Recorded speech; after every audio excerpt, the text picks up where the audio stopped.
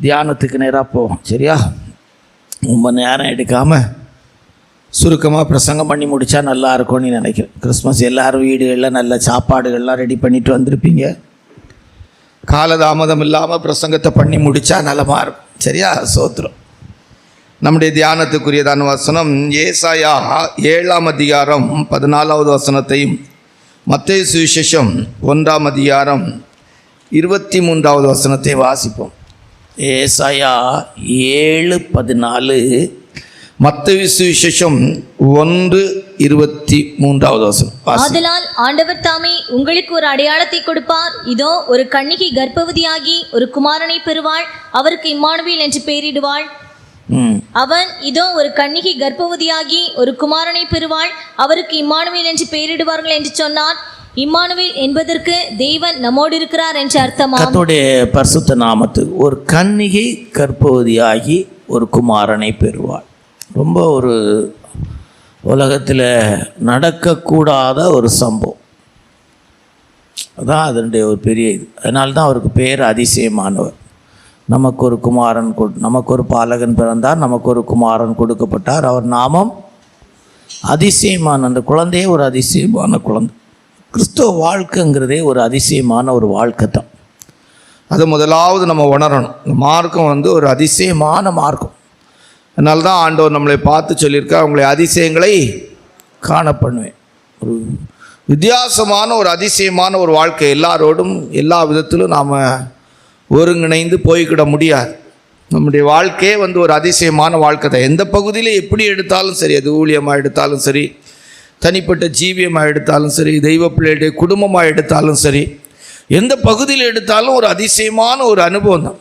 ஒரு கன்னி கர்ப்பவதியாகி ஒரு குமாரனை பெறுவாள் அப்படின்னு சொன்னார். அது அப்படியே நடந்துச்சு. இப்போ நம்முடைய லைஃப்பிலும் ஆண்டவர் பிறந்ததுனால நிறைய ஆசீர்வாதம் இருக்குது. நிறைய படிக்கலாம். இப்போ நாமும் இன்றைக்கு கிறிஸ்துவை பிறப்பிக்கணும். கலாத்தியர் 4ஆம் அதிகாரத்தில் 19வது வசனத்தில் பரிசுத்த பவுல் அவங்க எழுதுகிறார் சபையாக இருக்குது. இப்போ நம்ம சபையாக இருக்கிறதுனால இன்றைக்கு நமக்குரிய வசனங்களை தியானிக்க போகிறோம். பரிசுத்த அப்போஸ்தலனாகிய பவுல் அவங்க எழுதும்போது கலாத்தியர் 4ஆம் அதிகாரம் 19வது வசனத்தில் வாசிங்க. என் சிறு பிள்ளைகளே, கிறிஸ்து உங்களிடத்தில் உருவாகும் அளவும் உங்களுக்காக மறுபடியும் கர்ப்பவேதனைப்படுகிறேன். கிறிஸ்து உங்களுக்குள்ளே உருவாகணும். இங்கே ஒரு கன்னிகை கர்ப்பவதியாகி ஒரு குமாரனை பெறுவார்.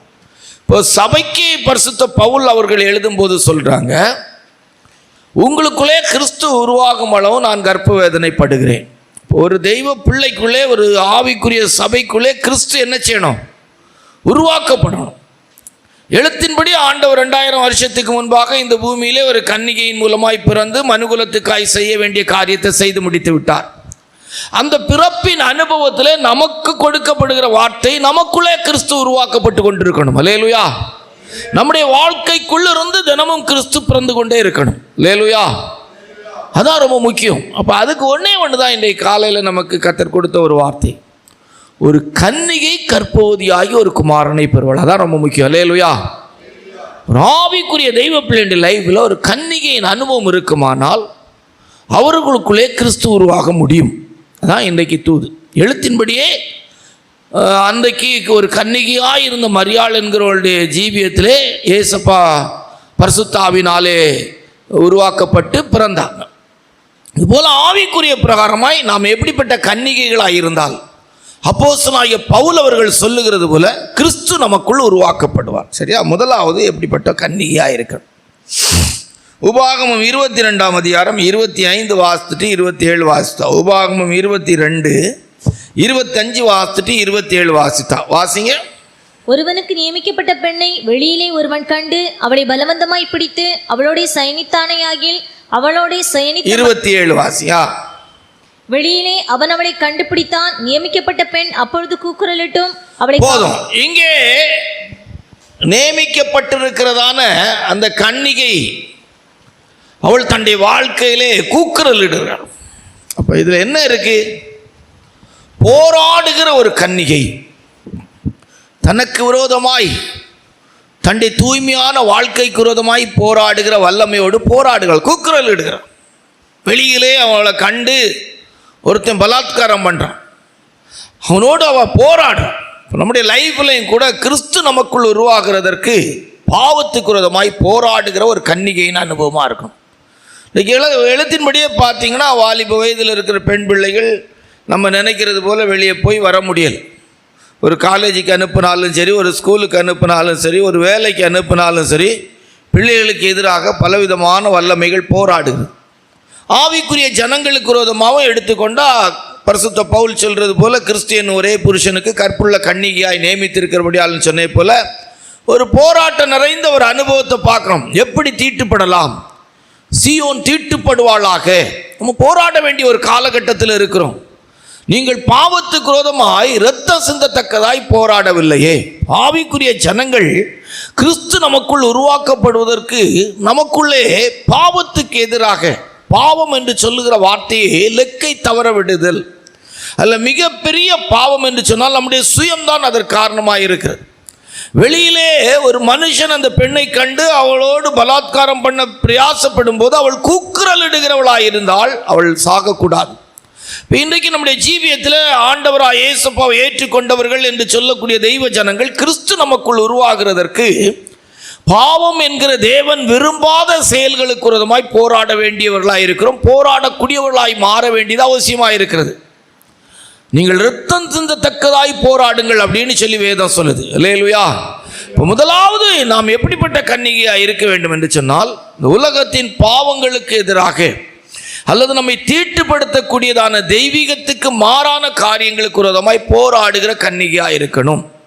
உலகத்தில் எழுத்தின்படியே அப்படி தான் வாழணும். தான் ரொம்ப நல்லது. எல்லாரும் சிரிக்கிறாங்கன்னு நம்ம சிரிக்க முடியாது, எல்லாரும் பேசுகிறாங்கன்னு நம்ம பேச முடியாது, எல்லாரும் பழகுறாங்கன்னு நம்ம பழக முடியாது. யாரை பார்த்து சிரித்தா அது நமக்கு பிரச்சனை இருக்காதோ அவங்கள பார்த்து சிரிக்க பழகணும்.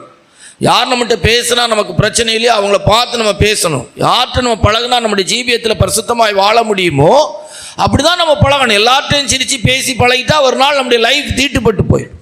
யாராக இருந்தாலும் சரி, ஊழியர்களாக இருந்தாலும் விசுவாசிகளாக. அப்போ நமக்குள்ளே அந்த போராடுகிற குணம் இருக்கணும். அந்த கண்டறிஞ்சி போராடணும். நாம் கிறிஸ்டியன் ஒரே புருஷனுக்கு நியமிக்கப்பட்டிருக்கிறோம். தெய்வ ராஜ்யத்துக்குரியவளாய் வாழ முடிய அழைக்கப்பட்டிருக்கிறோம். நமக்குள்ள இந்த உலகத்தில் வெளியில் இந்த சபையை விட்டு போகும்போது, வேலைக்கு போகும்போது, ஸ்கூல் போகும்போது, காலேஜ் போகும்போது, நம்ம வாழ்கிற இடங்களிலே நம்மளை வெளியே நிறைய சத்துருக்களை போல உள்ள அனுபவங்கள் நம்மை சந்திக்கிறது. அதனால முதலாவது நமக்குள்ளே போராடுகிற கூக்குரலிடுகிற கன்னிகையாக இருக்க வேண்டும். இந்த கூக்குரலின் அனுபவம் என்பது தெய்வ சமூகத்தில் ஜெபிக்கிறது. எல்லா இடத்துலையும் எழுத்தின்படி முறைச்சிட முடியாது, எல்லா இடத்துலையும் எழுத்தின்படி சண்டை போட்டுற முடியாது, எல்லா இடத்துலையும் நம்முடைய வெறுப்பை காட்டிட முடியாது. தெய்வ சமூகத்தில் இருந்து கூக்குரலிடணும். ஆண்டவரே, என்னுடைய வாழ்க்கையில் இப்படிப்பட்டதான காரியங்களை ஜெயிக்கக்கூடிய கிருபையை தாங்க என்று சொல்லி நம்ம போராடணும். யோசேப்பினுடைய வாழ்க்கையை எடுத்து பார்த்தா நித்தமும் அவனுக்கு சோதனை, நித்தம் அவனுக்கு சோதனை. இப்படி சில இடங்களில் நமக்கு சில சோதனைகளும் போராட்டங்களும் வாழ்க்கையில் அமைஞ்சிருது. இப்பெல்லாம் ஆண்டவருடைய சமூகத்தில் நம்ம கூக்குரல் இட்டு அதை ஜெயிக்கிறதற்கேற்ற கிருபையை வாங்கி கொள்ளணும். கிருபை பெற்றவளே வாழ்க்கை என்று சொன்னது போல அந்த இடத்துல வாழ்வதற்குரிய, அந்த இடத்துல ஜெயிப்பதற்குரிய கிருபையை பெற்றுக்கொள்ளணும். ஏசாயால ஒரு நல்ல வசனம் உண்டு. கிருபையினால் சிங்காசனம் என்ன செய்யப்படுகிறது? ஸ்தாபிக்கப்படுகிறது அப்படின்னு சொல்லியிருக்கோம். ஏசாயா 16ஆம் அதிகாரத்தில் கிருபையினால் சிங்காசனம் ஸ்தாபிக்கப்படுகிறது. வாசிங்க. கிருபையினாலே சிங்காசனம். ஆமா, அப்படி தெய்வ சமூகத்திலே ஆண்டவருக்கு முன்பாக நம்மை தாழ்த்தி ஜெபித்து, தெய்வமே எனக்கு கிருபையை தாங்கன்னு சொல்லி அந்த குறிக்கப்பட்ட போராட்டங்கள்ல இருந்து ஜெயிப்பதற்குரிய கிருபையை பெற்றவளாய் மாறணும். அப்ப நம்மளை பார்த்து ஆண்டவர் சொல்வார், தெய்வ தூதன் சொல்வான், கிருபையை பெற்றவனே வாழ்க.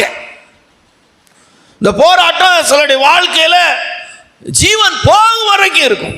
அது எந்த கோணத்தில் வேணாலும் எடுத்துக்கொள்ளலாம். ஒவ்வொருத்தருக்கும் ஒவ்வொரு விதமாக இது போராடுகிறது. எல்லாருக்கும் இச்சையின் வடிவத்தில் போராடுகிறது இல்லை, எல்லாருக்கும் சுபாவத்தின் வடிவத்தில் போராடுகிறது.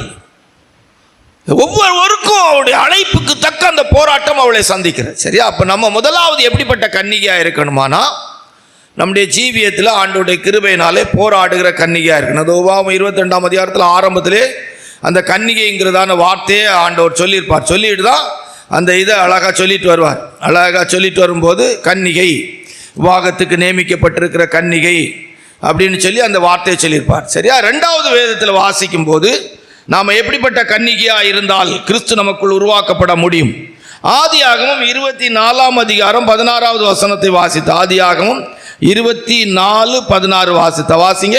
அந்த பெண் மகாரூபவதியும் புருஷனை அறியாத கன்னிகையுமாயிருந்தாள். அவள் துறவில் இறங்கி தன் குடத்தை நிரப்பிக்கொண்டு ஏறி வந்தாள். கர்த்தருடைய பரிசுத்த நாமத்துக்கு மகிமை உண்டாகட்டும். புருஷனை அறியாத ஒரு கன்னிகையாய் காணப்பட்டாள். புருஷனை அறியாத ஒரு கன்னிகை. இங்க நம்ம என்ன எடுத்துக்கிட்டோம்? இந்த கன்னிகையுடைய அனுபவம் என்ன? எப்படிப்பட்ட கன்னிகையாய் இருந்தால் நலமாயிருக்கும், எப்படிப்பட்ட கன்னிகைகளாய் நாம் வாழ வேண்டும், அப்படி இருக்கிறதான அனுபவத்தை இன்றைக்கு நம்ம பார்ப்போம். சரியா? கர்த்தருடைய பரிசுத்த நாமத்துக்கு மகிமை உண்டாகட்டும். அதே ஆதியாகமம் 24 அதிகாரம் 43-46 வாசித்தா இந்த கன்னிகையுடைய கேரக்டர், அந்த செயல்கள் என்னன்னு சொல்லியிருக்கு. புருஷனை எறியாத இந்த கன்னிகையுடைய குணம் எப்படிப்பட்டதா இருந்துச்சு, அவங்களுடைய செயல்கள் எப்படிப்பட்டதா இருந்து வாசிங்க. இதோ நான் தண்ணீர் துறமண்டையிலே நிற்கிறேன். தண்ணீர் முள்ள வரப்போகிற கன்னிகையை நான் நோக்கி, உன் குடத்தில் இருக்கிற தண்ணீரில் கொஞ்சம் எனக்கு குடிக்க தர வேண்டும் என்று கேட்கும்போது, வாசிங்க. நீ குடி என்றும் உன் ஒட்டகங்களுக்கும் மொண்டு வார்ப்பேன் என்றும் சொல்லும் பெண்ணை கர்த்தர் என் எஜமானுடைய குமாரனுக்கு நியமித்த ஸ்திரீயாக வேண்டும் என்றேன். 46 வாசியா. அவள் சீக்கிரமாய் தன் தோளின் மேலிருந்த குடத்தை இறக்கி, குடியும் உம்முடைய ஒட்டகங்களுக்கும் வார்ப்பேன் என்றாள். போதும். இந்த கன்னிகையுடைய வாழ்க்கை என்ன அப்படின்னா, நல்ல வேலை செய்கிறோம். எழுத்தின்படியே பார்த்தீங்கன்னா நல்ல வேலை செய்யும். இது ஒரு பாடுபடுதலின் அனுபவத்தில் உள்ள கன்னிகையை காட்டுகிறது. இன்றைக்கு இந்த அனுபவத்தை பார்க்க முடியல. பண்டைய காலங்கள் எடுத்து பார்த்தீங்கன்னா இந்த அனுபவம் நமக்கு எல்லா குடும்பங்கள்லையும் இருந்துச்சு. 190 பெண்களுக்கு மேலே நல்ல வேலை செய்ய பழகியிருந்தாங்க. சின்ன வயசுலே பாத்திரம் தேய்க்கிறதுக்கு, சின்ன வயசுலே நல்ல வீடு தூக்குறதுக்கு, சின்ன வயசுலே நல்ல தண்ணி எடுக்கிறதுக்கு, சின்ன வயசுலே துணி துவைக்கிறதுக்கு, சின்ன வயசுலே வேலை செய்கிறதுக்கு, சமையல் பண்ணுறதுக்கு, இப்படியெல்லாம் அன்னைக்கு பழக்கி எடுத்திருந்தாங்க, பழக்கப்பட்டிருந்தாங்க. பாருங்கள், இந்த பெண் மகா ரூபவதி. ஆனால் இவளுடைய வாழ்க்கையில் இருந்த ஒரு அனுபவம் பாருங்கள். உனக்கும் வார்க்கிறேன், ஒட்டகத்துக்கும் வார்க்கிறேன். அல்லேலூயா. அதாவது எப்படி சொல்லலாம், கட்டாயத்தின் பேரில் வேலை செய்யலை. அதான் ரொம்ப முக்கியமான விஷயம். அன்றைக்கி அவள் தண்ணி கொடுக்கலன்னா அவளை யாருமே குறை சொல்ல போகிறது இல்லை. அந்த மனுஷனுக்கு மட்டும் தண்ணி கொடுத்துட்டு போனாலே போதும். அவள் சொல்கிறா, உனக்கும் வார்க்கிறேன், ஒட்டகத்துக்கும் வார்க்கிறேன். பாடுபட்டுக்கிறதான ஒரு சுபாவம் அவளுக்குள்ளே இருந்திருக்கு. சரீரத்தில் எவ்வளோ பெரிய கஷ்டம் இருந்திருக்கும் பாருங்கள். 10 ஒட்டகம். ஒரு ஒட்டகம் பொதுவாக சொல்கிறாங்க 30-40 குடம் தண்ணி குடிக்கணும்னு சொல்லி. ஒரு 20 குடம் தண்ணி குடிக்கட்டுமா, 10 குடம் தண்ணி வச்சு குடிக்கட்டுமா, 100 குடம் தண்ணி அந்த துறவில் இறங்கி, ஒரு கிணறு இறங்கி யாரோ கிணறு ரொம்ப ஆழமாகவே இல்லைன்னு வைங்களா, ஒரு 5 அடி ஆழமே இருக்கட்டும், 5 அடி ஆழத்துக்கு மேலே கூட இருந்தால் 5 அடி ஆழமே இருக்கட்டும். இந்த 5 அடி ஆழமான தண்ணியிலே இறங்கி தண்ணி எடுத்து அவங்க ஊற்றிருக்கிறாங்கன்னா எவ்வளோ, 100 குடம் தண்ணி எடுத்து ஊற்றிருக்கிறாங்கன்னா யோசித்து பாரு. 10 குடம் தண்ணி வச்சு பாருங்க. ஒரு வனாந்திரத்தில் பிரயாணம் பண்ணி ஒரு ஊர்லேருந்து ஒரு ஊருக்கு வந்திருக்கு அந்த ஒட்டகம். அந்த ஒட்டகத்துக்கு தண்ணி வாய்க்கிறாங்க. 10 குடம் தண்ணி வச்சு பார்த்தா 100 குடம் தண்ணி. சந்தோஷமாக அதை செய்திருக்கிறாள். அல்லேலூயா. அடிக்கடி நம்ம சகோதரிமார்கள் சொல்லுவேன், நான் 5 வருஷம் 10 வருஷம் சோர்ந்து போயிடுவாங்க. ஒரு பிரதர் சொல்லியாச்சு 5 வருஷம். என்னை பார்த்து எனக்கு சொன்னாங்க, எனக்கு பலகீனத்தை பார்த்து, எனக்கு வியாதியை பார்த்து 2014 அவ்வளோதான் அப்படின்னாங்க. நான் ஆண்டவர் என்னை விடலை, ஆண்டவர் என்னை விடவே இல்லை. எல்லாம் விளையாட்டுறது எல்லா விதம் விட்டுக்கிட்டு இருக்கிறேன். நான் ஆண்டவர் விடலை. ஒரு குறிக்கப்பட்ட டைம் வரும்போது, குறிக்கப்பட்ட இடம் வரும்போது அவங்க கூட போய் சேர்ந்துக்க, ஓடு, நட, கொஞ்சம் விளையாடு அப்படின்னு பயிற்சி பண்ண ஆரம்பித்தேன். ஒரு குறிக்கப்பட்ட காலம் வரும்போது, இல்லை நீ முன்னால் மாதிரி விளையாடணும், முன்னால் மாதிரி இது செய்யணும் அப்படின்னு பழக்கப்பட்டுனார். அப்புறம் நான் அப்படி வியாதிப்பட்ட போது 2 வீலர் ஓட்டுறதுக்கே எனக்கு ஆடம், வண்டி ஓட்ட மாட்டேன், பின்னுக்கு தான் இருப்பேன். ரொம்ப கஷ்டப்பட ஆரம்பிச்சு. நம்முடைய சபைக்கு இறைச்சி வாங்க போகிறதுக்கு நம்ம சபையில் உள்ள ஒரு அண்ணனை தான் அங்கே போய் வாங்கிட்டு வர சொல்லுவேன். ஒன்றுமே செய்திட முடியாது. அப்படியே நான் ஒரு வீக் ஆகிட்டே இருக்கிறேன். அப்புறம் ஆண்டவர் என்னை பலப்படுத்த விடக்கூடாது, செய்யணும். தெய்வ ஜனங்களுடைய ஜெபம், ஊழியர்களுடைய ஜெபம், எல்லாருடைய ஜெபம் தூக்கி நிறுத்த ஆரம்பிக்குது. பயிற்சி பண்ண ஆரம்பிக்கிற முடியாது. நானே நினைக்கிறேன் முடியாது, அவ்வளோதான், எல்லாம் முடிஞ்சு இல்லை. கர்த்தர் நம்மளை உருவாக்கணும். எப்படி உருவாக்கணும்? பாடுபடுகிற அனுபவத்தில். எந்த வயசுல நம்ம நின்றான், நடந்தான், குதித்தான், தேவனை மகிமைப்படுத்தினான்ங்கிற இடத்தை விட்டுறக்கூடாது. அல்லேலூயா. நம்ம பலகீனம் இருக்கான்னா எல்லாருக்கும் இருக்குது. அன்றைக்கு அந்த சகோதரி காரணம் எத்தனையோ காட்டியிருக்கலாம். வீட்டில் வேலை செய்துட்டு வந்திருப்பாங்க. இவ்வளோ வேலை செய்கிற சகோதரி வீட்டில் வேலை செய்யாமல் இருந்திருப்பாங்களா? அவங்க சொல்கிறாங்க, என் வீட்டில் எல்லாம் தீவனம் இருக்குது, வைக்கோல் இருக்குது, வாங்கன்னு இருக்கிறாங்க. அப்போ அந்த வீட்டில் உள்ள எல்லா வேலைகளும் செய்திருப்பாங்க. வெளியே வந்திருக்கிறாங்க, வீட்டுக்கு தண்ணி எடுக்கிறதுக்கு வந்திருக்கிறாங்க. வீட்டுக்கு தண்ணி எடுக்க வந்திருக்கிறவங்க இப்போ இவ்வளவு காரியத்தை செய்கிறாங்க. அப்போ நம்ம எப்படிப்பட்ட கன்னிகைகளாக இருக்கிறோம்? இன்றைக்கு ஊழியத்தில் சபையில் தெய்வ பிள்ளைகள் எப்படிப்பட்ட கன்னிகைகளாக இருக்கிறோம்? இன்றைக்கு கர்த்தருக்காக பாடுபடுகிற அனுபவம் இல்லை நமக்குள்ள. அவரோடு கூட பாடுபட்டோமானால் அவரோடு கூட ஆளுகை செய்ய முடியும். இன்னைக்கு எண்ணி முடியாத பெண் பிள்ளைகளை வளர்க்கிறவர்கள் எல்லாம் சுகபோகமான பிள்ளைகளை வளர்க்குறாங்க. அதனால்தான் சீக்கிரமாக வியாதிகள் பலகீனங்கள் வருகிறது.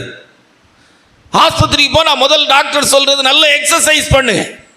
ஒன்றுமே இல்லை. இன்னைக்கு வீட்டில இருந்து கால் எடுத்து வச்சா காரில் கால் வைக்கிறாங்க. இந்த அசோகான்னு சொல்லி ஒரு கடை இருக்குது வள்ளியூரில். அந்த கடையில் ஒரு நல்ல இது வச்சிருக்கிறாங்க. கார் பார்க்கிங்கில் கார் விட்டா அங்கே அந்த எலக்ட்ரிக்கல் வண்டி ஒன்று இருக்குது, பேட்டரி கார். அதில் அழகாக கொண்டு வந்து விட்டுருவாங்க. அல்லேலூயா. பாருங்க எவ்வளோ சுகபோகத்தை நமக்கு உண்டாக்கி வச்சிருக்காங்க. மருத்துவர்கள் சொல்றாங்க, நீங்க கார் ஆபீஸுக்கு போற காரை நீங்க 10 நிமிஷம் நடந்து போற தூரத்தில் விட்டுட்டு 10 நிமிஷம் நடந்து போங்கிறாங்க. ஸ்டெப்பில் ஏறி இறங்குங்கிறாங்க. பாருங்க, இந்த ஸ்டெப்பில் ஏறி இறங்குறவங்க ரோட்டில் நடக்கும்போது இழைக்கவே மாட்டாங்க. இல்லையா? ரோட்டில் நடக்கிறவங்க பாருங்க ஸ்டெப்பில் ஏறினா இழைச்சிருவாங்க. நான் சில நேரம் நம்ம அப்பார்ட்மெண்ட்ஸ் ஸ்டெப்பில் ஏறி போவேன், இழைப்பு இருக்கும். கேட்பாங்க ஏன் இழைக்குது? இல்லை அப்படியே வாரேன் அதனால. அதே ஸ்டெப்பில் ஏறி இறங்கி பழகுனவங்க பாங்க ரோட்டில் சாதாரணமாக நடப்பாங்க. இன்றைக்கு அப்படி பழக்கப்படலை. இன்றைக்கு பாடுகள் சரீரத்தில் கஷ்டப்படுகிற விதத்திலே பழக்கப்படலை. கஷ்டம் என்பதா எடுக்கவே கூடாது. இது தேவை என்பதை நம்ம உணரணும். அல்லேலூயா. ஒரு கார் நம்ம ஓட்டுறதுக்கு அது உபயோகப்படுகிற விதத்தில் இருக்கிறது போல இந்த சரீரம் நமக்கு உபயோகமானதாய் மற்றவர்களுக்கு உபயோகப்படுகிறது, வேலை செய்யறதுக்கு ஏற்றதாக மாற்றப்பட்டிருக்க வேண்டும். அப்படிப்பட்ட ஒரு கன்னிகையாய் நாம் காணப்பட வேண்டியது அவசியம். அல்லேலூயா. ஆமா, சாகும் வரைக்கும் கூட எழும்பி ஒரு கப்பு டீ போடணும்னா போட்டுறணும். இது நமக்குள்ள இருக்கணும். சும்மா ரெபேக்கால் படிச்சா போதாது. புருஷனை அறியாத கன்னிகை. அல்லேலூயா. புருஷனை அறியாத கன்னிகை. எவ்வளவு வசதியான வீடு, எவ்வளவு வசதியாய் வாழ்ந்திருக்கலாம். இல்லை, இன்றைக்கு பிள்ளைகளை வளர்க்கிற விதங்கள் எல்லாம் வித்தியாசமா இருக்குது. ஏன் வியாதி வருது? ஏன் பலகீனம் வருது? ஏன் கால் வலி வருது? ஏன் கை வலி வருது? அன்னைக்கு அவ்வளோ வேலை செய்தாங்க, காலெலும்பு தேயில, கையெலும்பு தேயில, கழுத்தெலும்பு தேயில. இப்போ ஏன் தேயுது? உள்ள நாள்லாம் சும்மா இருந்துட்டு திடீர்னு வேலை செய்யும்போது கை கால் எல்லா எலும்பும் தேய்ச்சி. அல்லேலூயா. ஆமாம், எங்களுக்கு சொன்னாங்க நம்ம காரில் லேசாக அந்த காற்று குறைஞ்சிருந்து. ஒரு நாள் காற்றடைக்கு போன போது இப்படி விட்டுருந்தோம். ஒரு 15 நாள் சும்மா ஓட்டாமல் விட்டோம், காற்று இறங்கிட்டு. நீங்கள் ஓடினா கூட காற்று குறையாது, ஓடாமல் விட்டால் காற்று குறைஞ்சிரும். அல்லேலூயா. அப்போ என்ன, நம்ம எத்தனை வயசானாலும் அந்த வேகங்கள், சிலருடைய வாழ்க்கையில் பாருங்கள் அந்த வேகங்கள் குறையும். அந்த என்ன சொல்லலாம், வேலை செய்கிறதுக்கு ஒரு சோம்பேறித்தனத்தை கொண்டு வருவாங்க. நீங்கள் செய்யுங்க, எனக்கு முடியாது, அப்படியெல்லாம் இருக்கவே கூடாது. ரொம்ப கவனமாக இருக்கணும். அப்போ ரெண்டாவது, கிறிஸ்து நமக்குள் உருவாக்கப்படுவதற்கு இப்படிப்பட்ட கன்னிகைகள் தேவை. அல்லேலூயா. பண்டைய கால ஊழியங்கள் எல்லாம் அப்படி தான் இருந்துச்சு. ஊழியக்காரங்களுக்கு ரொம்ப சுகர் வியாதியே கிடையாது. ஒன்று பசி, அவங்களோடு கூட பயணித்து கொண்டிருந்தது. ஊழியர்களோடு பயணித்தது என்னது? பசி இருந்துச்சு. 2 என்ன? பாடுபடுதல் இருந்துச்சு. அல்லேலூயா. முடியாத ஊழியர்கள் நடந்தே ஊழியம் செய்தாங்க. இன்னைக்கு எல்லா 2 வீலர்ஸ் காரு. உனக்கு சுகர் மட்டுமா வரும்? உனக்கு பிரஷர் மட்டுமா வரும்? உனக்கு அட்டாக் மட்டுமா வரும்? உனக்கு கொலஸ்ட்ரால் மட்டுமா வரும்? அடைப்பு மட்டுமா வரும்? எல்லாம் வரும். வேலை செய்யாம வச்சா என்ன ஆகும்? பழுதாகும். மேல் வச்சு பழுதானது போல அவன் சரீரம் பழுதாகிவிடும். கிறிஸ்து உருவாக்கப்பட முடியவில்லை. சரீரங்களிலிருந்து கிறிஸ்துவை வெளிப்படுத்த முடியவில்லை.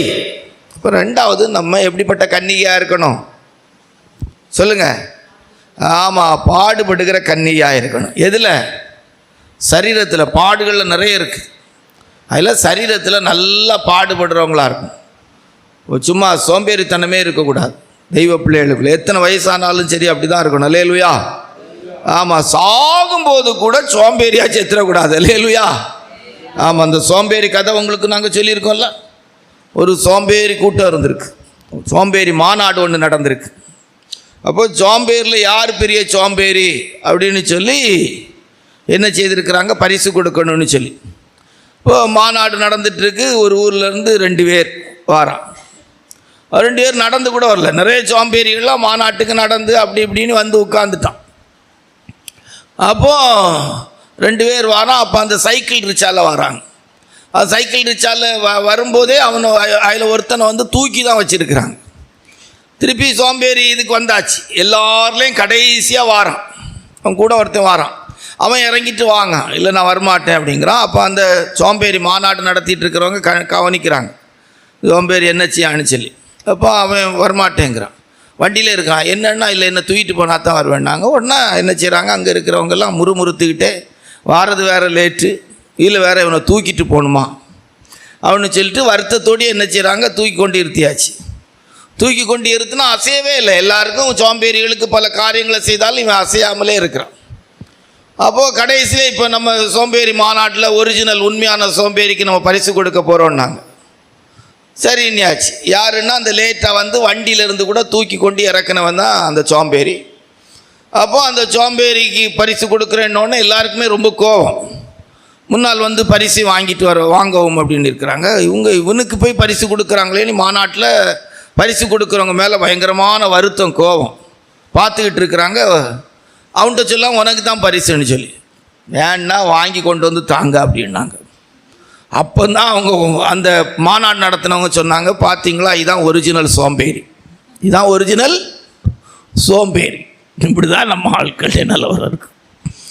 ரொம்ப கவனமாக இருக்கணும். அல்லேலூயா. 2வது, சரீரத்திலே பாடுபடுகிற அனுபவத்தில் உள்ளதான ஒரு கன்னிகைகளாக இருக்க வேண்டும். 3வது வேதத்தில் வாசிக்கும் போது எஸ்தரின் புஸ்தகம் 2ஆம் அதிகாரம் 2வது வசனத்தை வாசித்தால், எஸ்தரின் புஸ்தகம் 2:2 வாசித்தால் வாசிங்க. அப்பொழுது ராஜாவை சேவிக்கிற அவனுடைய ஊழியக்காரர் அவனை நோக்கி, ரூபவதிகளாய் இருக்கிற கன்னி பெண்களை ராஜாவுக்காக. ரூபவதியாய் இருக்கிற கன்னி பெண்கள், எப்படி ரூபவதியாய் இருக்கிற கன்னி பெண்கள். இப்போ ரூபவதி அப்படின்னா அது சுபாவத்தின் அனுபவத்துக்கு சொல்றோம். தெய்வீக சுபாவத்தின் உன் ரூபவதியே உன் முகரூபத்தை காண்பி. ரூபவதி இப்போ எழுத்தின்படி நிறைய அழகுகளை உண்டாக்குறாங்க, அதல்ல. புறம்பான அலங்கரிப்பு நமக்கு அலங்காரமாயிராமல் உள்ளான இருதயத்தில் மறைந்திருக்கிற குணமே ரூபவதி. தெய்வீக சுபாவத்தின் அழகு நமக்குள்ள இருக்கு. அப்படிப்பட்ட கன்னிகைகளாக இருக்கணும். பண்டைய கால சகோதரிமார்கள்ட்ட அப்படிப்பட்ட சுபாவங்கள் இருந்துச்சு. அம்மாமார் சொல்லுவாங்க, போய் அதை செய், ஆமாம் அப்படிம்பாங்க. ஆனால் அழகாக செய்வாங்க. இப்போ உடனே எதிர்த்து பேசுகிறாங்க, உங்களுக்கு ஒன்றும் தெரியாது, சும்மா இருங்க, ஆமாம் அப்படிங்கிறாங்க. பண்டைய காலத்தில் அப்படியெல்லாம் அந்த பிள்ளைகள் பேசுனாங்கன்னா முளவை எடுத்து ராவி விட்டுருவாங்க. கன்னத்தில் ஒரு நுள்ளிடுவாங்க. நுள்ளில் சில நேரம் நகம் பதிஞ்சிடும். பொம்பளை பிள்ளை நுள்ளாதுங்கம்பாங்க. ஒரு காற்றெல்லாம் இழுத்து விட்டுருவாங்க. சில ஆட்கள் காதை இழுக்கிறையில கம்மல்லாம் கூட இதாயிரும். ரூபவதியான கன்னிகைகளாக இருக்கணும். இவங்களை தான் ராஜாவுக்கு பிடிக்கும். எஸ்தர் 2ஆம் அதிகாரம் 17வது வசனத்தை வாத்து பார்த்தா, எஸ்தர் என்கிற அந்த ரூபவதியான கன்னிகையை இந்த அகசோர் ராஜா ரொம்ப நேசிச்சான். வாசிங்க. ராஜா சகல ஸ்திரீகளை பார்க்கிலும் எஸ்தர் மேல் அன்பு வைத்தான். பாத்தீங்களா, ராஜ கிரீடத்தை வைத்தான். அப்போ சுபாவத்திலே நாம் ஒரு ரூபவதியான கன்னிகைகளாக இருக்க வேண்டும். அப்படி பார்க்கிறோம். சுபாவத்திலே கிறிஸ்து நமக்குள் உருவாகுவதற்கும் கிறிஸ்து நம்மிலிருந்து வெளிப்படுகிற விதத்திலே உள்ள ரூபவதியான கன்னிகைகளாக இருக்கணும். அல்லேலூயா. ஆமாம், நம்முடைய சுபாவம் ரொம்ப நல்ல சுபாவமாக இருக்கணும். இரக்கம், தாழ்மை, அன்பு, பொறுமை, சகிப்புத்தன்மைகள், இதெல்லாம் நம்முடைய லைஃப்பில் இருக்கணும். ஏசப்பா பிறந்தார் அப்படிங்கிற கொண்டாட்டம் அல்ல, நமக்குள்ளே இருந்து இப்ப கிறிஸ்து வெளிப்பட வேண்டும்.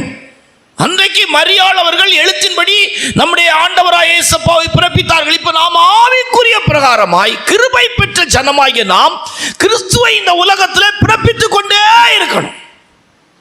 இந்த 2 வீலரில் போகும்போது கூட மனத்தாழ்மையா சொல்றேன், கண்ணாடியில் டக்குனு என் முகத்தை பார்ப்பேன். ஏன்னா சில இடம் கொஞ்சம் என்ன சொல்லலாம், கொஞ்சம் அழுத்தமாக வண்டி ஓட்ட வேண்டிய இடமா இருக்கும். அப்படின்னா என்ன சொல்லலாம், வேதனையோடு, அதாவது என்ன சொல்லலாம், டென்ஷன், இங்கிலீஷில் சொன்னால் அது அப்படி சொல்லலாம். அப்போ பார்ப்பேன். இப்போ நான் ஒரு ஊழியக்காரன், ஏமோ சீரியஸாக, அதாவது ரொம்ப விகற்பமாக இருக்குமானா நல்லா இருக்கேன். கண்ணாடியில் பார்ப்பேன், எப்படி இருக்கீங்க முகம் இப்போ பார்த்தா, எங்கே போனாலும் அதை கவனிப்போம். ஏன்னா நம்மிடத்திலிருந்து தெய்வீகம் வெளிப்பட வேண்டும். அல்லேலூயா. எல்லா முகங்களை பார்க்க நம்முடைய முகம் சந்தோஷமானதாக இருக்க வேண்டும். எல்லா முகத்தை விட நம்முடைய முகம் பிரகாசமாக இருக்க வேண்டும்.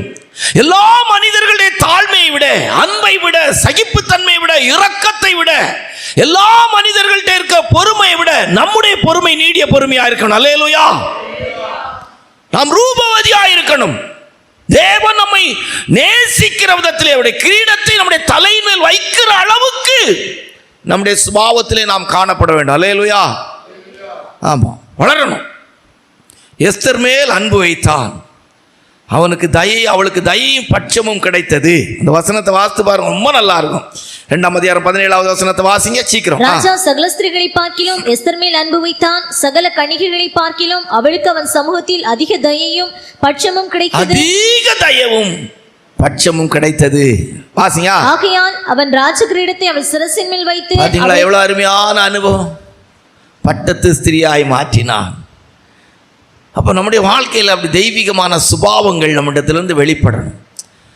நிறைய இடத்துல நான் இப்பெல்லாம் ரொம்ப எனக்குள்ளே வேதனைப்படுறேன். கோபம், ஒருத்தங்கள்ட்ட பேசாமல் பார்க்காம இருந்தாலும் எனக்கு மனசு கஷ்டமாக இருக்கும்.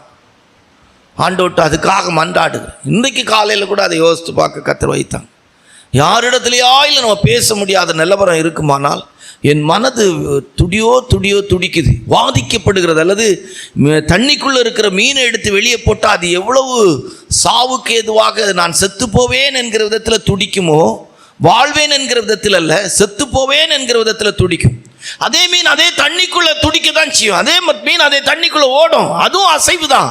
அந்த அசைவு வாழ்வதற்குரிய அசைவு. ஆனால் தண்ணியை விட்டு வெளியே இருந்து துடிக்கிற துடிப்பினுடைய அசைவு செத்து போவேன் என்கிற விதத்தில் உள்ள துடிப்பு. அல்லேலூயா. நம்முடைய லைஃப்ல ஆராய்ந்து பார்க்கணும். எத்தனையோ தெய்வ பிள்ளைகளுடைய ஜீவியத்தில் அது இல்லை. மன்னிப்பெல்லாம் பரலோகங்கிறது மன்னிப்பின் அனுபவத்தோடு இருக்கிறது. மன்னிப்பை பெற்ற அனுபவம் அல்ல, மன்னிப்பை கொடுக்கிற அனுபவத்தோடு உள்ளது. தேவ ஜனத்துக்குள்ள இருக்கிற மிகப்பெரிய அழகான உருவம் என்பதற்கு அடையாளமே மன்னிப்பு தான். கிறிஸ்துவின் மொத்த உருவமுமே மன்னிப்பின் அனுபவம் தான். அல்லேலூயா. பிதாவுடைய மொத்த அன்பின் பிரதிபலிப்பே மன்னிப்பு தான். அல்லேலூயா. அப்படி ஒரு மன்னிப்பின் பிரதிபலிப்பு இல்லாவிட்டால் இன்றைக்கு பிதாவாகிய தேவனை நாம் இவ்வளவு அன்பு கூற வாய்ப்பு இருந்திருக்காது. இதுபோல மனவாட்டியாகிய சபை கிறிஸ்துவை இந்த உலகத்துக்கு வெளிப்படுத்தக்கூடிய ஒரு ரூபவதியான கன்னிகைகளாக இருக்க வேண்டும்.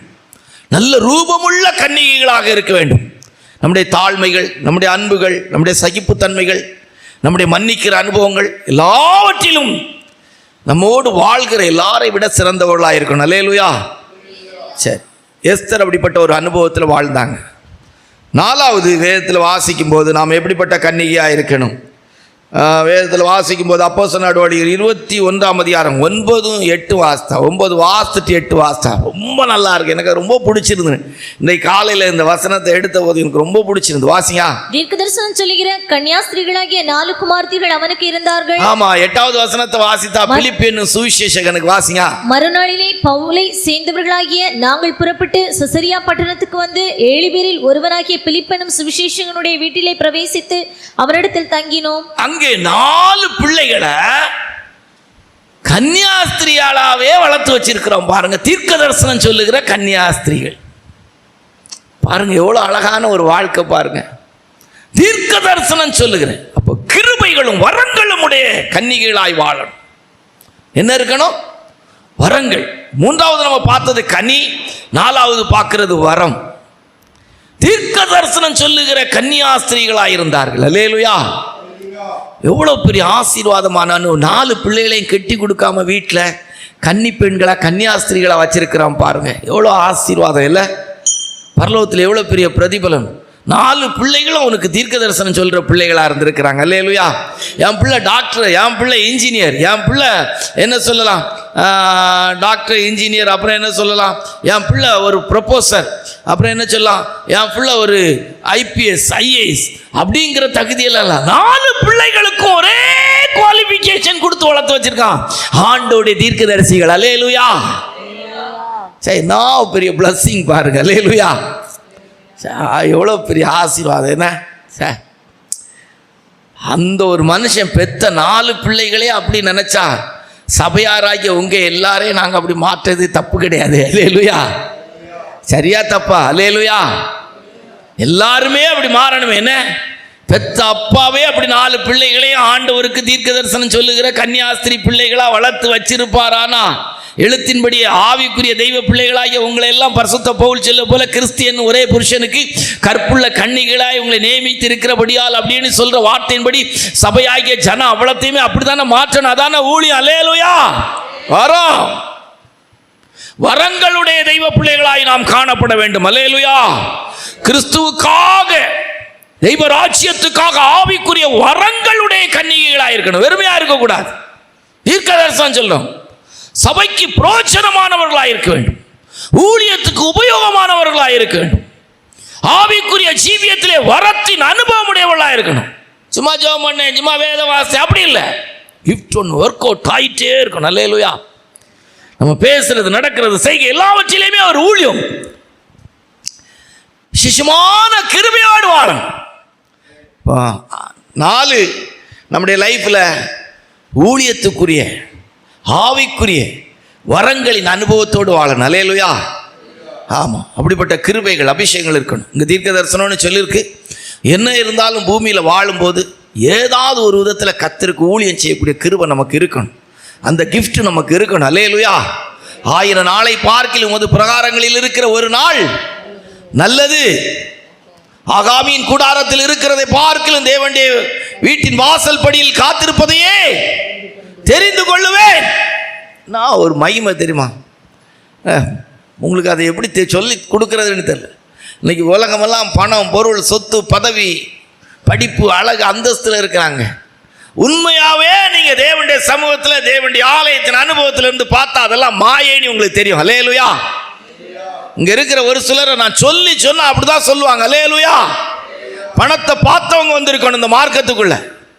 உலகத்தின் ஆசீர்வாதம் அனுபவிச்சவங்க வந்து சொல்லணும். அப்பதான் சொல்லுவாங்க இந்த தெய்வ சமூகத்தின் அனுபவத்துல இருந்து பார்க்கும்போது மாயை மாயை, சூரியனுக்கு கீழே எல்லாம் மாயை. மாயை தங்களுக்கு அடைக்கலமாய் கொண்டு வாழ நினைக்கிற ஜனத்தின் மத்தியில நீங்களும் நானும் தேவ ராஜ்யத்தின் அனுபவத்தில். அல்லேலூயா. உங்களுக்கு சொல்லியிருக்கோம். இங்கிலாந்து ராணிட்டு போய் ஒரு ஐயா வேலை கேட்டாங்களா, எனக்கு ஒரு வேலை தாங்க கேட்டாங்களா. இதுக்கு முன்னால் என்ன வேலை செய்தீங்க? அந்த ஐயா சொன்னாங்களாம், ஆண்டவருக்கு ஊழியம் செய்தேன். அதுக்கு மேலே வேலையே இல்லை. அல்லேலூயா. நீங்கள் அந்த வேலையே செய்யுங்க. அதை விட உன்னதமான வேலையே இல்லை. அல்லேலூயா. உன்னதமான தேவனுக்கு ஊழியம் செய்கிறதை விட, உன்னதமான தேவனுக்காக வேலை செய்கிறதை விட, உன்னதமான தெய்வத்தை குறித்து பறைசாற்றுவதை விட அந்த பூமியில் வேறு எதுவுமே கிடையாது. அல்லேலூயா. இந்த பூமியில் எதை குறித்து ஒரு மனுஷன் மேன்மை பாராட்டினாலும், எதை சம்பாதிச்சிருக்கேன்னு சொன்னாலும் எல்லாவற்றையும் விட்டுட்டு ஒரு நாள் போவான். உன்னதமான தேவனுக்கு ஊழியம் செய்கிற ஒரு மனுஷன் மட்டும்தான் அவருக்கு முன்பாக அவருடைய முகத்தை தரிசிக்கிறவனா, தேவனாய் பார்க்கிறவனாய் மாற்றப்படுகிறான். அல்லேலூயா. ஒருவேளை அந்த பூமியில் நிந்தைகள், அவமானங்கள் நிறைய வரலாம், வறுமையான பாடுகள், உபத்திரவங்கள் எல்லாம் வரலாம். எப்பேற்பட்ட நம்முடைய ஆண்டவராக இயேசுப்பா பச்சை மரத்தையே விட்டு வைக்காத போது சாதாரண பட்ட மரத்தை விட்டா வைப்பாங்க. அல்லேலூயா. ஒரு தீர்க்கதரிசிக்கு சொந்த ஊர்ல எந்த விதத்திலும் பேரு கிடைக்க அவரே எழுதி வச்ச பிற்பாடு நான் பிறந்த ஊர்ல எனக்கு பேரு கிடைக்க நான் வாழ்ந்தா அது எப்படிங்க அது சாத்தியப்படும்? அல்லேலூயா. சொந்தம் அவரையே புறக்கணித்த போது ஜெபா பிரதரை எம்மாத்திரங்க. அல்லேலூயா. இல்ல, ஆனா அதுக்காக சோர்ந்து போக கூடாது, அதுக்காக நம்பிக்கை இழந்து போக கூடாது. கொடுக்கப்பட்ட கிருபையின்படி, கொடுக்கப்பட்ட அபிஷேகத்தின்படி, கொடுக்கப்பட்ட ஊழியத்தை நிறைவேற்ற. அல்லேலூயா. ஆமா. அப்போ 4 எப்படிப்பட்ட கன்னிகைகளா இருக்கணும்னா, அழைப்பை தெரிந்து கொண்டு அழைப்பின் தெரிந்து கொள்ளுதலுக்கு ஏற்ற விதத்தில் ஊழியம் செய்கிற கன்னிகைகளாக இருக்கணும். அல்லேலூயா. அவருடைய ஊழியர்கள் அவருடைய முகத்தை தரிசிப்பார்கள். பரலோகத்துக்கு போனால் தான் தேவனா பார்ப்போம். அல்லேலூயா. வார்த்தையெல்லாம் எனக்கு கிடைச்ச பிற்பாடு எனக்கு ரொம்ப சந்தோஷம். இந்த பூமியில் நிறைய பேர் ஆண்டவரை பார்த்து அப்படியெல்லாம் சொல்லுவாங்க. ஒரிஜினலாக நம்முடைய படைத்த தெய்வத்தை தேவனாய் பார்க்கிற இடம் பரலோகம். அல்லேலூயா. அந்த பாக்கியத்தில் முதல் பாக்கியம் யாருக்கு கிடைக்கும்னா கர்த்தருடைய ஊழியர்களுக்கு. அல்லேலூயா. 5 வேதத்தில் வாசிக்கும் போது எப்படிப்பட்ட கன்னிகைகளா இருந்து கிறிஸ்துவை பிறக்கணும். 2 கொரிந்தியர் 11ஆம் அதிகாரம் 2வது வசனத்தை வாசித்தார். 2 கொரிந்தியர் 11ஆம் அதிகாரம் 2வது வசனத்தை வாசித்தால் வாசிங்க. நான் உங்களை கற்புள்ள கன்னிகையாக கிறிஸ்து எனும் ஒரே புருஷனுக்கு. கற்புள்ள கன்னிகை, ஒரு தனிப்பட்ட ஒரு சகோதரியை கன்னிகையாய் வேதம் சித்தரிக்கிறது. ஒரு தேசத்தை கன்னிகை என்று சித்தரிக்கிறது. இஸ்ரவேல் என்கிற கன்னிகையே என்று சொல்லி ஒரு குறிக்கப்பட்ட ஜாதிய ஜனத்தை கன்னிகையாய் வேதம் சித்தரிக்கிறது. ஒரு ஆவிக்குரிய சபை, கர்த்தருடைய பார்வையிலே எடுத்துக்கொள்ளப்படுகிற சபை கன்னிகையாய் கணக்கிடப்படுகிறது. தனி ஒவ்வொரு தெய்வ பிள்ளைய மனது தேவனுடைய பார்வையிலே கன்னிகையாய் கணக்கிடப்படுகிறது.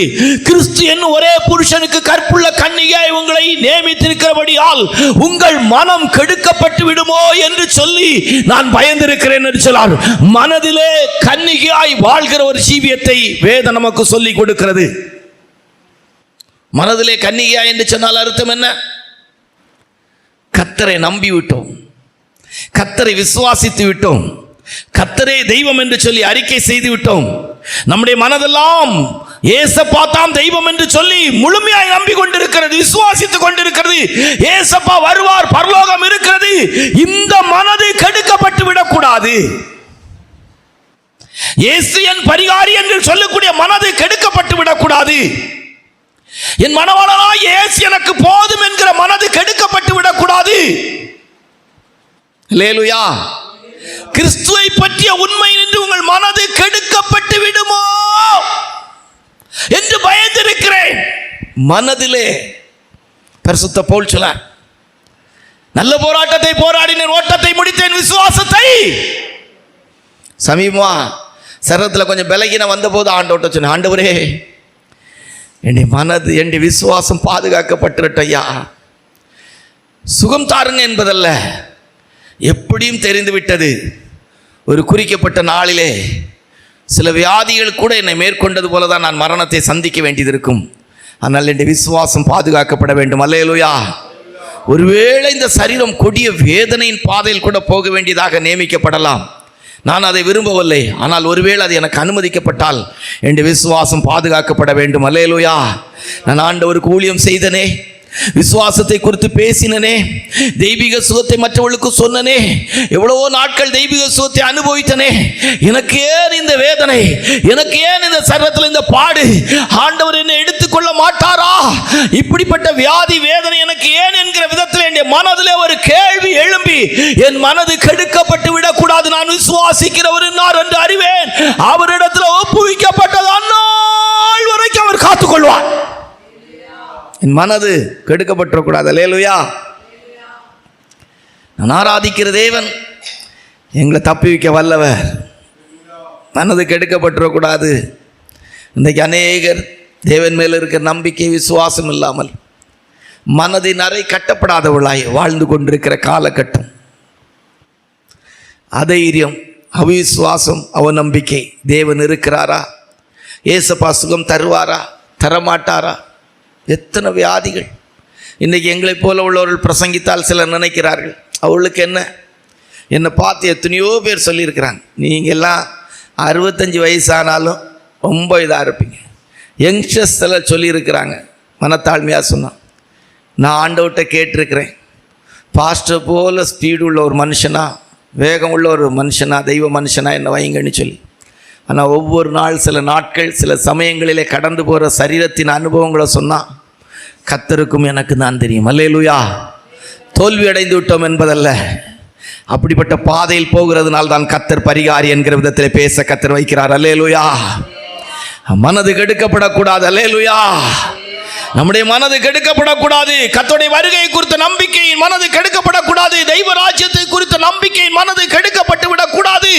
தேச சுகமாக்குறார் என்கிற நம்பிக்கையின் மனது கெடுக்கப்படக்கூடாது. கர்த்தர் நம்முடைய தேவையை சந்திக்கிறவன் என்கிற மனது கெடுக்கப்படாது.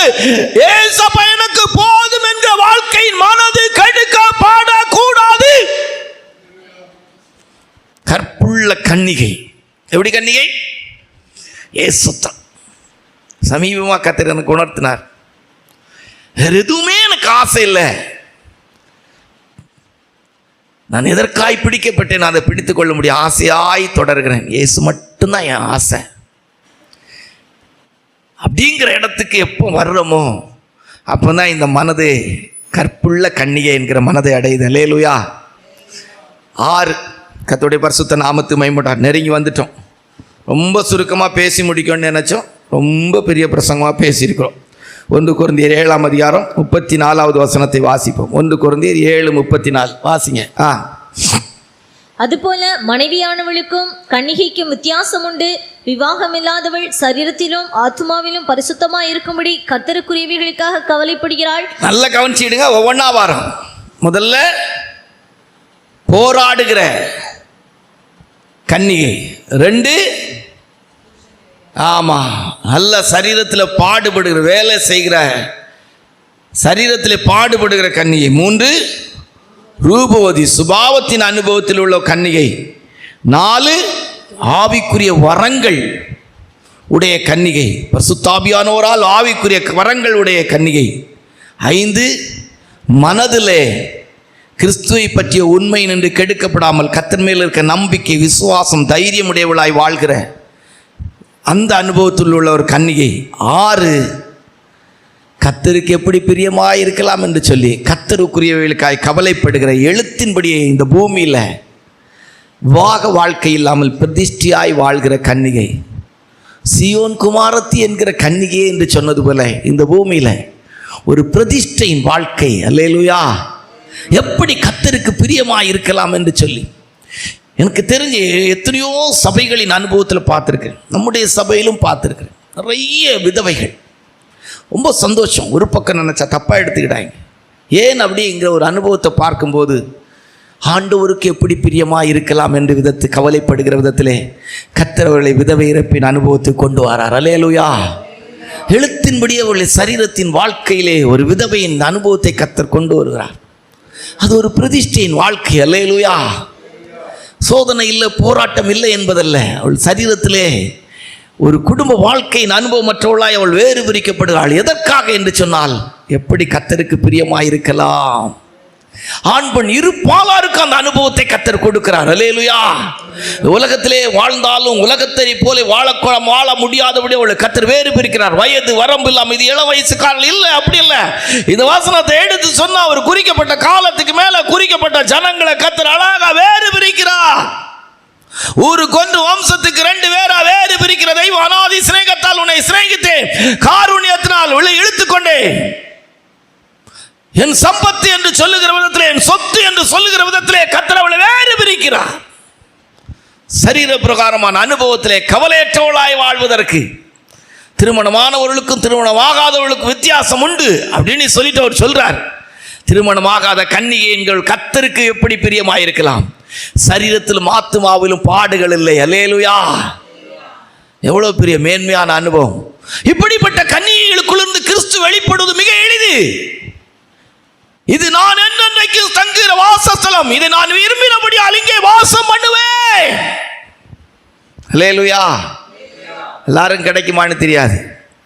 6வது கன்னிகையின் அனுபவம் என்பது இந்த பூமியிலே எழுத்தின்படி புருஷன் என்கிற வாழ்க்கை இல்லாத வாழ்கிற ஒரு அனுபவத்தின் கன்னிகைகளாய் வாழ்வது.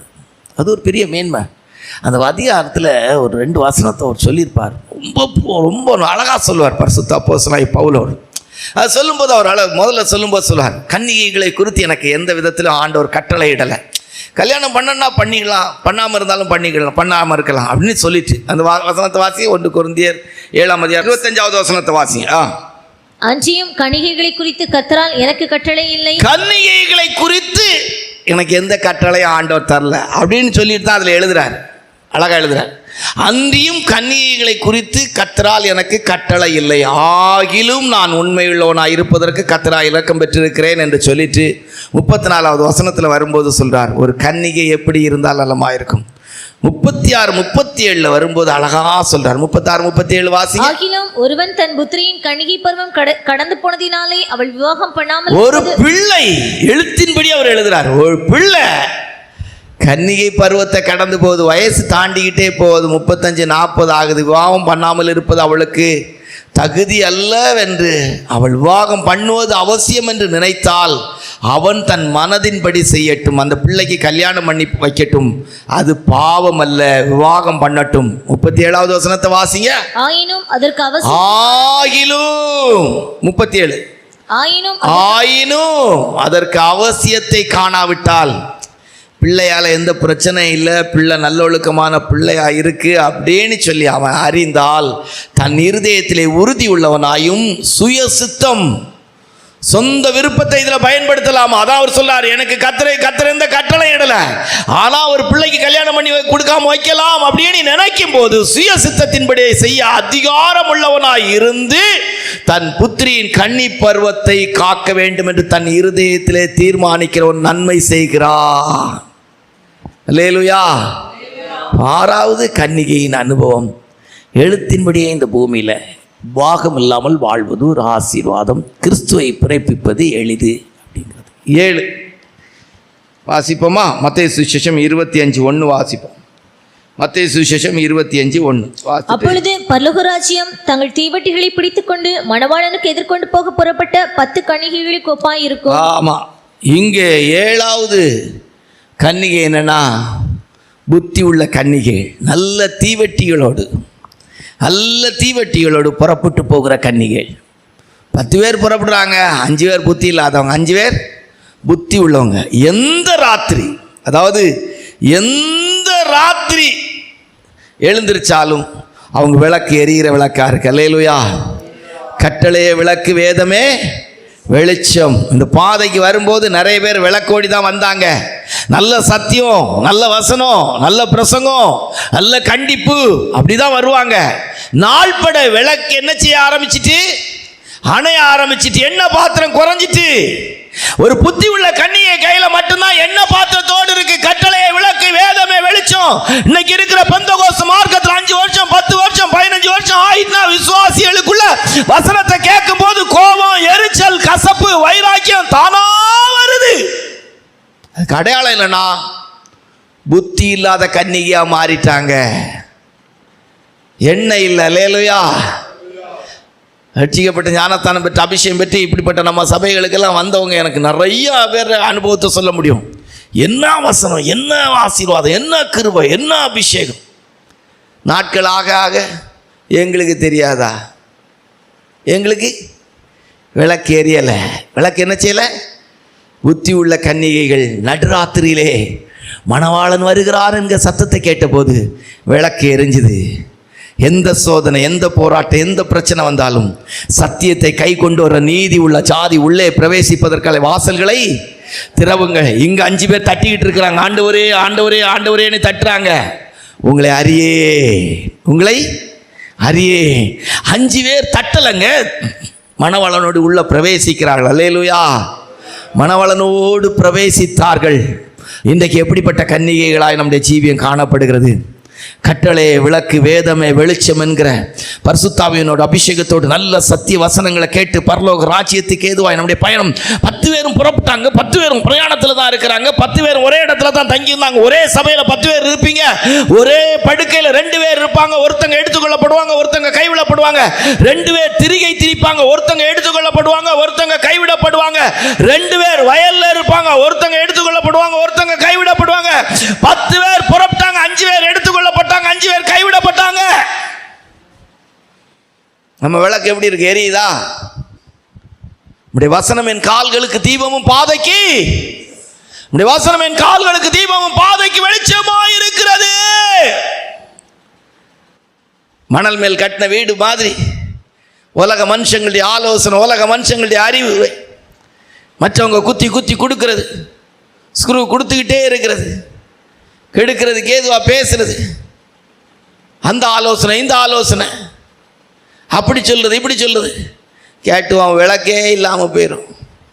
வேதம் சொல்லுகிறது, ஆட்டுக்குட்டியானுடைய வெளிச்சத்தில், ஆட்டுக்குட்டியானுடைய விளக்கில் வாழ்கிற வாழ்க்கை. அல்லேலூயா. எப்போதும் பரலோகத்துக்குரிய வார்த்தையை கேட்டு, கட்டளையை விளக்கு, வேதமே வெளிச்சம், போதக சிற்சையே ஜீவ வழி, உன்னில் உள்ள வெளிச்சம் இருளாகாதபடி எச்சரிக்கையாயிரு. அல்லேலூயா. ஒருவனுடைய வெளிச்சம் விளக்கு எரிந்து கொண்டிருக்குமானால் அவனுடைய சரீரம் முழுவதும் வெளிச்சமாக இருக்குமாம். அல்லேலூயா. அதனுடைய அர்த்தம் என்ன தெரியுமா? உன் ஆத்மா வெளிச்சத்தின் ஆத்மாவா இருக்கும், சமாதானத்தின் ஆத்மாவா இருக்கும், சந்தோஷத்தின் ஆத்மாவா இருக்கும், இளைப்பாறுதல் ஆத்மாவா இருக்கும். எந்த அளவுக்கு தேவனுடைய வசனங்களையும் கட்டளைகளையும் வேதத்தையும் பரிசுத்தாவியானுடைய அபிஷேகத்தின் நிறைவோடு நீ ஏற்றுக்கொள்கிறாயோ, சத்தியத்தின் மேல் உள்ள அன்பை நீ எப்பொழுதும் உன்னுடைய வாழ்க்கையில காத்துக்கொள்ளும் போது உன்னுடைய வாழ்க்கையிலே ஆண்டவராய் இயேசுப்பா உன்னுடைய வருகைக்குரிய கிறிஸ்துவை பூமியிலே பிறப்பிக்கிற ஒரு கன்னிகையா இருக்கிறாய். அல்லேலூயா. வசனம் மறந்துட்டுனா கோவப்படுறதுக்கு கஷ்டமே கிடையாது.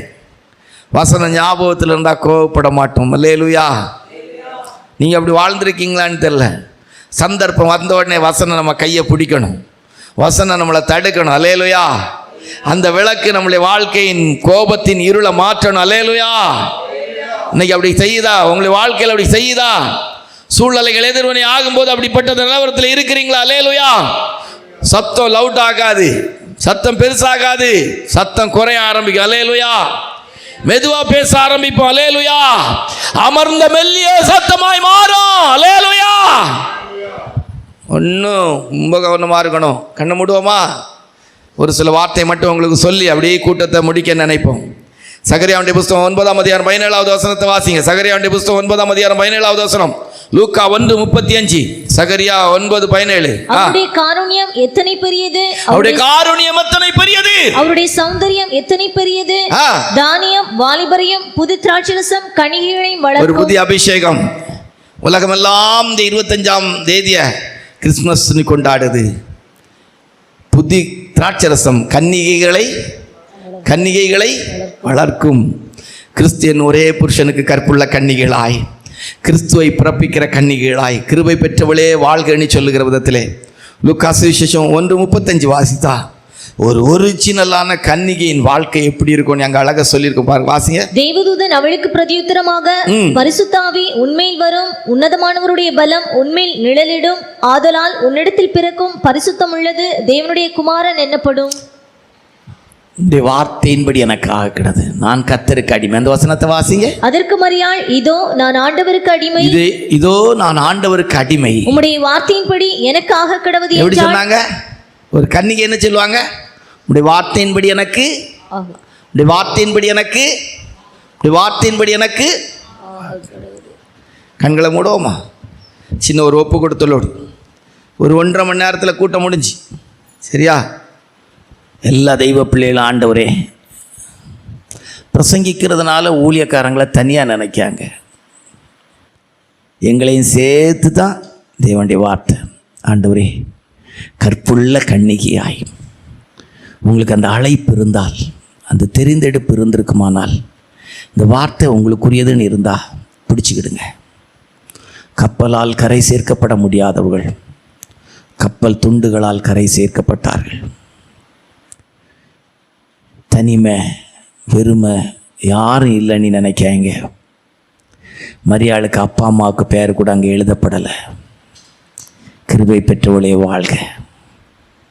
எழுத்தின்படியே பார்த்தீங்கன்னா மரியாள் ஒரு சாதாரண குடும்பம்னு தான் சொல்லக்கூடிய இடத்துல இருக்குது. ரொம்ப பெரிய வசதியெல்லாம் இல்லை. நான் அடிமை. இந்த மார்க்கத்துக்கு வசதி உள்ளவங்க, அழகு உள்ளவங்க, அந்தஸ்து உள்ளவங்கெல்லாம் தேவைன்னு இல்லை, திறமை உள்ளவங்கெல்லாம் தேவையில்லை. கிருபை பெற்றவளே வாழ்க. நான் கர்த்தருக்கு அடிமை. பரிசுத்த ஆவியானவர் உண்மையில் நிழலடைவார். உன்னதமாவுடைய பலத்தினால் நீ கிறிஸ்துவை பிறப்பிக்கிற ஒரு கன்னிகையாய் மாறுவாள். பாக்கியவதி என்று சொல்லுகிறார்கள். ஷக்கத்துனாயி நமனாயிடபலங்கரமனா. கிறிஸ்து மறுபடியும் உங்களிடத்தில் உருவாகும்படிக்கு நான் கர்ப்ப வேதனைப்படுகிறேன். இயேசு கிறிஸ்துவால் ஆசீர்வதிக்கப்படுகிற நாம் நம்முடைய இயேசுப்பாவை, நமக்கு ஒரு பாலகன் பிறந்தார், நமக்கு ஒரு குமாரன் கொடுக்கப்பட்டார், கர்த்தத்துவம் அவர் தோளின் மேல் இருக்கும், அவர் நாமம் அதிசயமானவர். ஓ ஷமானா ரிமானா ரிபபலம் ரிபபலங்கரமனா கஷக்கத்து நாயி நம நாயிடபலங்கரமனா. இவங்கெல்லாம் எங்கே திருந்த போகிறாங்க? இவங்கெல்லாம் எங்கே மாற போகிறாங்க? இவங்க வாழ்க்கையிலலாம் என்ன இப்படி தான் இருப்பாங்கன்னு சொல்கிற உங்களுக்குள்ள, எனக்குள்ளே இருந்து ஒரு அதிசயமான கிறிஸ்து பிறக்கட்டும். ஒரு அதிசயமான கிறிஸ்து பிறக்கட்டும். தாழ்மையின் கிறிஸ்து நமக்குள்ளேருந்து வெளிப்படட்டும். அன்புள்ள கிறிஸ்து நமக்குள்ளேருந்து வெளிப்படட்டும். அன்புள்ள ஏசப்பா நம்மக்கிட்ட இருந்து வெளிப்படட்டும். பொறுமையுள்ள ஆண்டவராய் ஏசப்பா நமக்குள்ள வெளிப்படட்டும். சகிப்புத்தன்மையுடைய ஏசப்பா நமக்குள்ளேருந்து வெளிப்படட்டும். மன்னிக்கிற தன்மையுடைய ஏசப்பா நமக்குள்ளேருந்து வெளிப்படட்டும். தன்னுடைய ஜீவனை கொடுத்த ஏசப்பா நமக்குள்ளேருந்து வெளிப்படட்டும். ஷமானா அரிமானா அரிபாபா லங்கரமானா. தீர்க்க தரிசனம் சொல்லுகிற கன்னியாஸ்திரிகள் ஓ ரபல கரபல சாதாரணப்பட்டவர்கள் அல்ல. புருஷனை அறியாத ஒரு பெண், உமக்கும் வார்க்கிறேன் ஒட்டகத்துக்கு வார்க்கிற எல்லாரும் சரீரத்திலே ஜீவனோடு இருக்கும் வரைக்கும் ஆண்டவருக்காய் பாடுவதற்கும் தெய்வ சமூகத்திலே வாழ்வதற்கு ஏற்ற கிருபையை பெற்றோர்களாய் மாறுவோம். ஷமானா ரிமானா. கர்த்தர் நம்மை ஆசீர்வதிப்பாராக. ஆமென்.